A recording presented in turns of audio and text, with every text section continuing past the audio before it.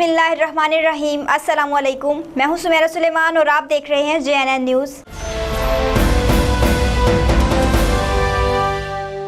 सादिकाबाद के करीब पेट्रोल से भरा ऑयल टैंकर उलट गया। एक शख्स ऑयल टैंकर के नीचे दबकर जाँ बहक। मज़ीद तफसीलात जानते हैं आबिद एजाज की इस रिपोर्ट में। सादिकाबाद में कौमी शाहराह पर पेट्रोल से भरा हुआ ऑयल टैंकर राहगीर को बचाते हुए उल्ट गया।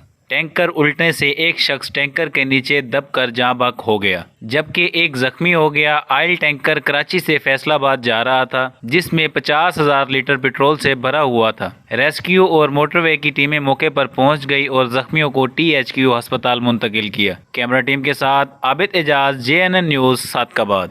जी बहुत शुक्रिया आबिद एजाज, तफसीलात से आगाह करने के लिए। मज़ीद खबरों और अपडेट्स के लिए देखते रहिए JNN न्यूज़।